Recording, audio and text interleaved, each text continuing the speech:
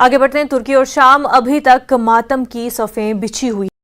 6 फरवरी के जलजले से अभी दोनों मुल्कों को उबरने में वक्त लगेगा, लेकिन इस बीच तुर्की और शाम में जलजले के मजीद झटके भी महसूस किए जा रहे हैं। बीती शब आए ताज़ा जलजले में 3 अफराद की हलाकत हुई है, जबकि मुतादिद जख्मी हुए हैं। रेक्टर स्केल पर जलजले की शिद्दत 6.4 दर्ज की गई है और इसका मरकज जनूबी तुर्की का सूबा हेटे है।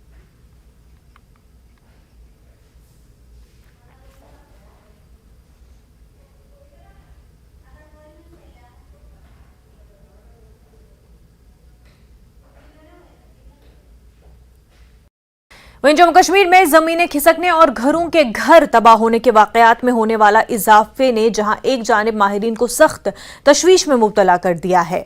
जिला डोडा के ठाठरी के बाद ताज़ा मामला जिला रामबन के दिलवाड़ अक्सर सिंगलदान में गुज़िश्ता 3 दिनों से लगातार जमीन खिसकने से अभी तक 16 घर मुकम्मल तबाह हो चुके हैं और दर्जनों घर इसकी जद में आने का खतरा लाहक है, जिससे एक पूरी बस्ती उजड़ गई है। लोगों ने घर तबाह होने से आर्जी तौर से टेंटों में पनाह लिए हुए। मुतासरीन के लिए ये सान्हा किसी बुरे ख्वाब से कम नहीं है कि अचानक एक रात में ही उनके घर उजड़ गए और वो खुले आसमान के नीचे जिंदगी गुजारने पर है।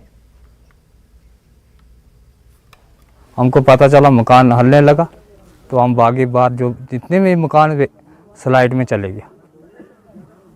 कुछ सामान हमने निकाला और कुछ थले आ गए।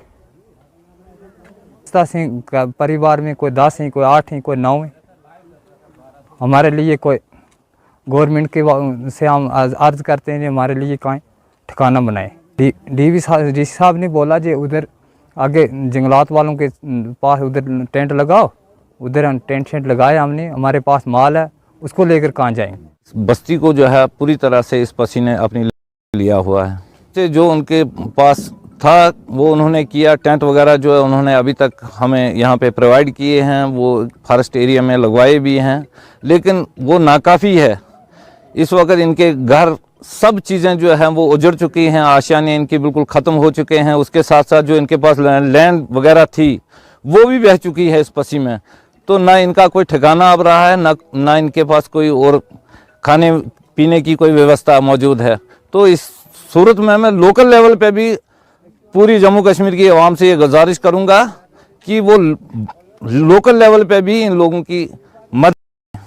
तो बहुत नुकसान हो गया। यहाँ के जो गुजर बस्ती हमारी थी ये सारी बेघर हो चुकी है।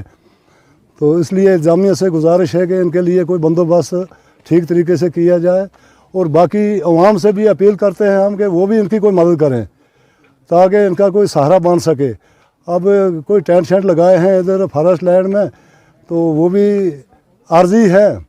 ऊपर से मौसम की भी ख़राबी है। अगर मौसम ख़राब हो गया तो फिर इनका रहना बहुत मुश्किल है और इनको खाने पीने का भी कोई इंतज़ाम अभी नहीं है। जो रिलीफ केसेस हैं उसके लिए मैंने डायरेक्शंस दी हैं कि आप इमीडिएटली जो है वो रिलीफ केसेस जो है वो प्रोसेस करें, ताकि 1 रूम बेस्ड जो प्रीफैब स्ट्रक्चर्स हैं वो बनाएं, ताकि हम इन्हें टेंट से उनमें शिफ्ट करें टिल परमानेंट रिहेबिलिटेशन का जो हम जियोलॉजिकल जो टीम है either from IIT जम्मू और from geological and mining department आएगी। इन द मीन टाइम मैंने रेलवेज वालों को भी लिखा है because they have also the requisite expertise. वो आके देखेंगे कि एक्टिविटी क्या, but it looks to be geological events होते रहते हैं। We are in a zone which is one of the highest youngest mountains. Already हमने 33 kV लाइन बंद कर दी है। सयाहती मकाम गुलमर्ग में कश्मीरियत, इंसानियत और